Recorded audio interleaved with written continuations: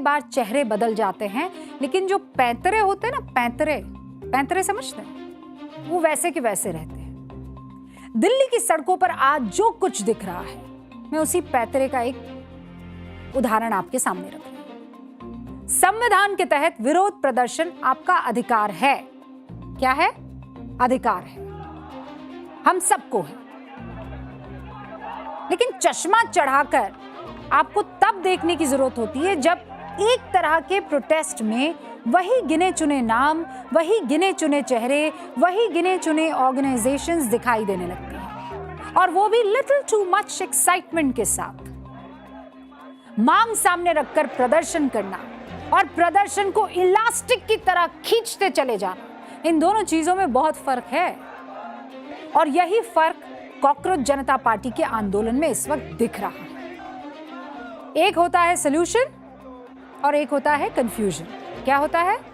Solution और confusion. Solution की जगह कैसे कंफ्यूजन परोसा जा रहा है, अब आपके सामने वो रखती है।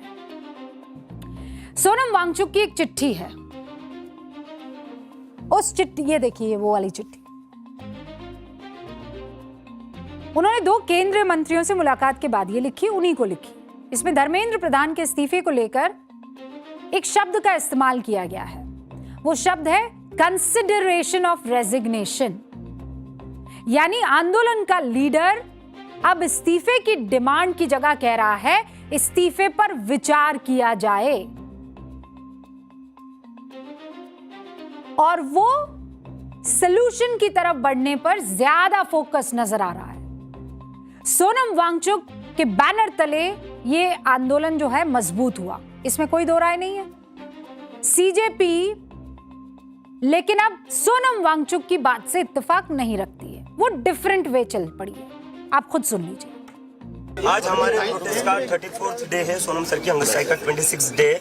हमारा प्रोटेस्ट जैसे चला रहा था वैसे ही चलता रहेगा। हमारा प्रोटेस्ट तब तक वापस नहीं लिया जाएगा जब तक धर्मेंद्र प्रधान का इस्तीफा नहीं होता। जब तक धर्मेंद्र प्रधान का इस्तीफा नहीं होता है, हम ऐसे ही चलते रहेंगे। सोनम वांगचुक कहते हैं कंसिडरेशन ऑन रेजिग्नेशन, मतलब लीडर कुछ और कह रहा है। लीडर के कंधे पर सवार होकर जो मजबूत हो रहे हैं वो कुछ और कह रहे हैं। अब कंफ्यूजन फैलाने का दूसरा उदाहरण आपके सामने रखती है। सरकार कह रही है कि कल दोपहर से आज दोपहर तक 4 बार कॉकरोच जनता पार्टी के रिप्रेजेंटेटिव से बातचीत की पेशकश हमने की है, लेकिन कॉकरोच जनता पार्टी ने बात करने से इनकार कर दिया है।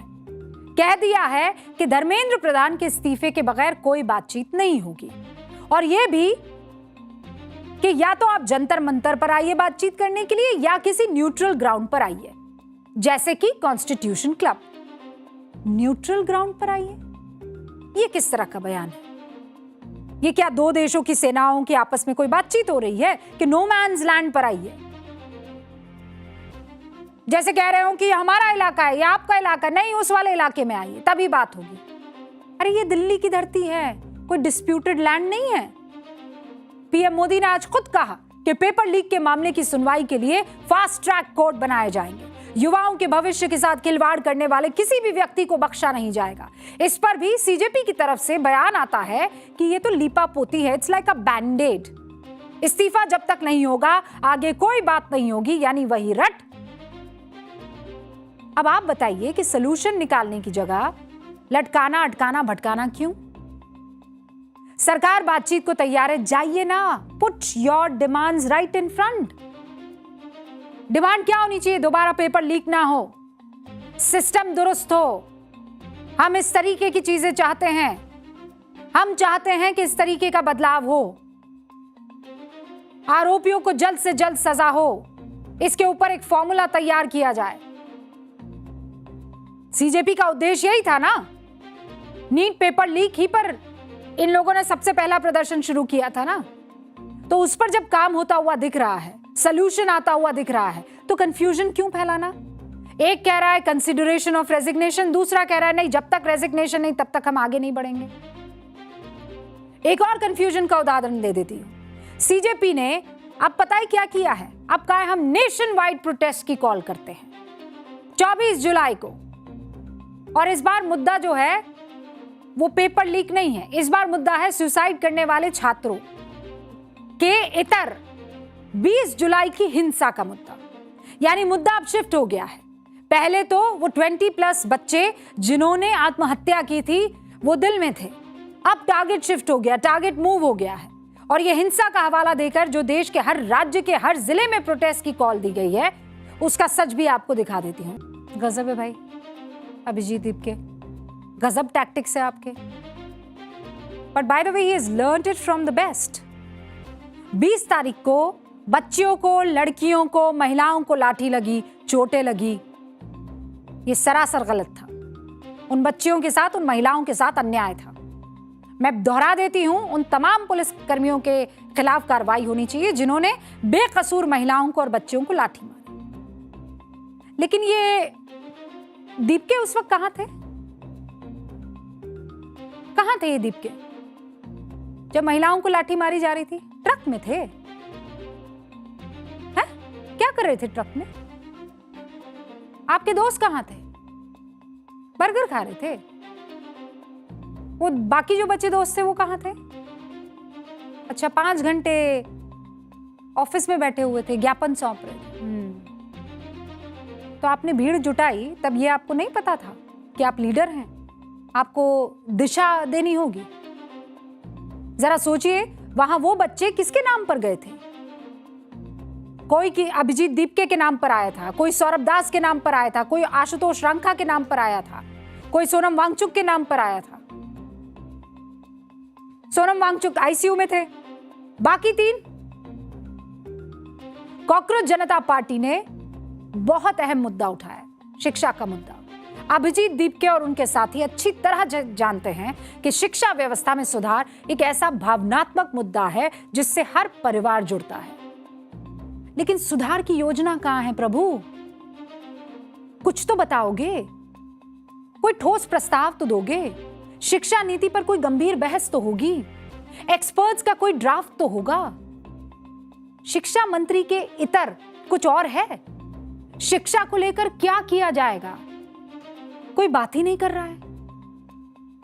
क्या यह बताया गया कि एजुकेशन सिस्टम में सिलसिलेवार तरीके से किस तरह से बदलाव किए जाने चाहिए? बस एक रट धर्मेंद्र प्रधान का इस्तीफा, वो तो सिंबॉलिक है ना, हो जाना चाहिए इस्तीफा, लेकिन फिर उसके आगे क्या? जब तक नहीं होगा तब तक नहीं हटेंगे, ठीक है, लेकिन उसके आगे क्या? एक कदम तो आगे बढ़िए ना हुक्म। What next? सीजेपी ने ऐलान कर दिया कि अगर पीएम मोदी धर्मेंद्र प्रधान का इस्तीफा नहीं ले पाए तो हम पीएम मोदी के इस्तीफे की मांग करेंगे। Wow, this is what is next. अब आप सोचिए, अभिजीत दीपके के मुद्दों वाली मांगे क्या पॉलिटिकल मांगों में अब तब्दील नहीं हो रही है? आपकी मंशा सिर्फ शिक्षा व्यवस्था को सुधारने की है, तो फिर ये आपकी मांगों का रुख हर दिन राजनीतिक क्यों दिखाई दे रहा है प्रभु? और इसे कहने की कोई ठोस वजह है? क्योंकि ठीक इसी तरह की पटकथा इस देश ने 1 दशक पहले घटते हुए देखी है। राजनीतिक सपने और सत्ता की महत्वाकांक्षा देखी है। वही स्क्रिप्ट, वही इतिहास दोहराया जा रहा है। नहीं, समझ में नहीं आ रहा कुछ। काउंटडाउन तो नीट परीक्षा के पेपर लीक करने वाले उन दानवों का होना चाहिए था ना, अभिजीत दीपके, मिस्टर रंका। काउंटडाउन तो इस बैड शिक्षा प्रणाली का होना चाहिए था। काउंटडाउन तो बच्चों के भविष्य के साथ खिलवाड़ करने वाले उन तमाम भयानक चेहरों का होना चाहिए था। ये सरकार का काउंटडाउन कहां से आ गया? ये तो बड़ा पॉलिटिकल है। राहुल जी ये बात कहे तो समझ में आता है, अरविंद केजरीवाल ये बात कहें तो समझ में आता है, शरद पवार, उद्धव ठाकरे, तमाम लोग कहें तो समझ में आता है। आप तो नीट पेपर लीक की समस्या को लेकर आए थे ना। अच्छा, मान लीजिए सरकार गिर जाती है, आप गिरा देते हैं, अगर गिरा, मान लीजिए हाइपोथेटिकली, तो इससे बच्चों का भविष्य सुधर जाएगा। मतलब उसके बाद नीट परीक्षा को लेकर कोई बच्चा जिंदगी में आत्महत्या नहीं करेगा। किसी तरह की कोई परेशानी आने वाले दिनों में बच्चों को नहीं होगी। इस्तीफे से शिक्षा प्रणाली टॉप की हो जाएगी। वाह, किसे बेवकूफ बनाया जा रहा है? मंशा क्या है? ये कदम किस तरफ जा रहे हैं? क्योंकि हमने आंदोलन देखे हैं, बहुत सारे फेजेस में चलते हुए आंदोलन देखे हैं। पहले भ्रष्टाचार, फिर लोकपाल, फिर शीला दीक्षित, फिर उनके मंत्रियों का इस्तीफा, फिर पूरी सरकार हटाने की बात, फिर कभी नहीं बनाएंगे पार्टी,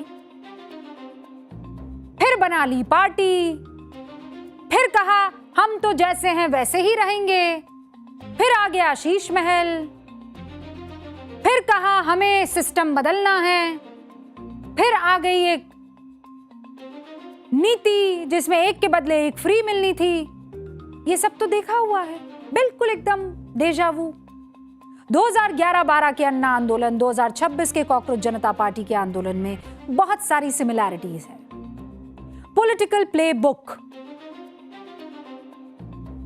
समय बदल चुका है, पीढ़ी बदल चुकी है, विरोध के तरीके बदल चुके हैं। अन्ना वाली टोपी की जगह अब मीम्स और सोशल मीडिया ने ले ली है, लेकिन पर्दे के पीछे का मैकेनिज्म और पॉलिटिकल री इंजीनियरिंग, इसका फॉर्मूला बिल्कुल वही दिखाई दे रहा है। कैसे? बस देखते जाइए। आंदोलन का फेस उस वक्त अन्ना हजारे को बनाया गया, जो एक सम्मानित गांधीवादी और नैतिक कद वाले चेहरे थे, जिन्हें आंदोलन के लिए शील्ड के तौर पर बनाया गया।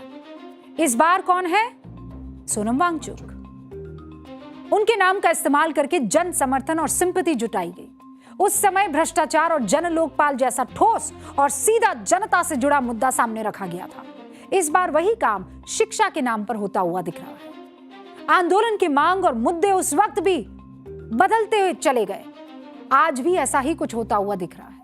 तब शुरुआत जन लोकपाल से हुई, फिर पूरी सरकार पर आई, फिर इस्तीफे हुए, फिर व्यवस्था परिवर्तन तक की मांगें जुड़ती चली गई। आज भी वही हो रहा है। गैर राजनीतिक होने का दावा तब भी किया गया था, आज भी किया जा रहा है। कौन भूल सकता है क्या क्या वादे हुए थे?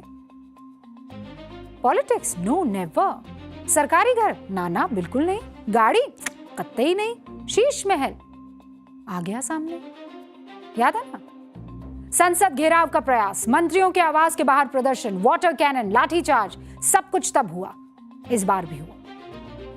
जन आंदोलन उग्र हुआ तो विक्टिम कार्ड, ब्लेम गेम का पैटर्न भी वही है। तब भी कहा गया था कि उपद्रवियों को सरकार ने प्लान किया है, आज भी यही कहा जा रहा है। सारे फ्रिंज एलिमेंट बीजेपी ने प्लान किया है। तो कुल मिलाकर पूरी तस्वीर साफ है। एक दशक पहले इसी तरह की कोट अनकोट गैर राजनीतिक आंदोलन के नाम पर देश की जनता ने बड़े बड़े सपने देखे थे, लेकिन नतीजा क्या निकला? क्रांति की आड़ में राजनीतिक महत्वाकांक्षाएं पूरी हुई, वादों के महल बने, ध्वस्त हुए, आम जनता के साथ छलावा।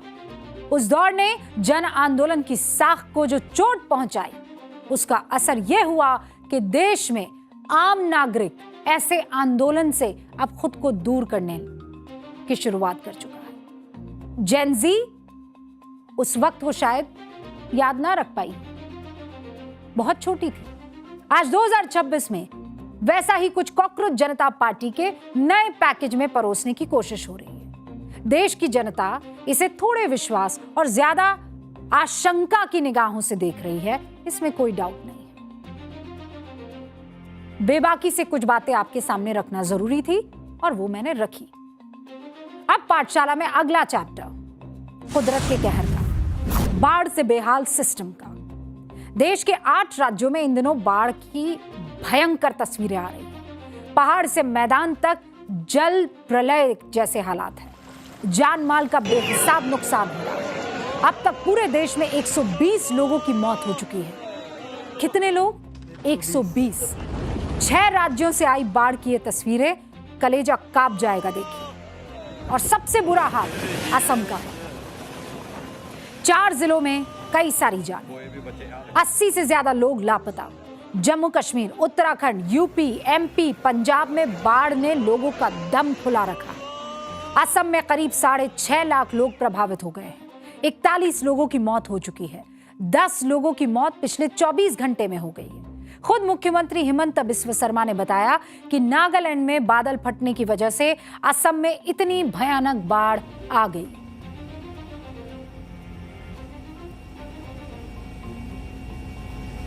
एक तरफ बाढ़ और दूसरी तरफ लचर सिस्टम। ये जम्मू कश्मीर के बड़गाम की तस्वीर है। यहां एक शॉपिंग कॉम्प्लेक्स की पूरी बिल्डिंग सुखनाग नाले में समा गई। इस बरसाती नाले में तेज बारिश की वजह से पानी का बहाव इतना तेज था कि 2 मंजिला बिल्डिंग की नींव हिल गई और फिर जो हुआ उसे लोगों के मुंह से सिर्फ चीखें निकलने पर मजबूर कर दिया।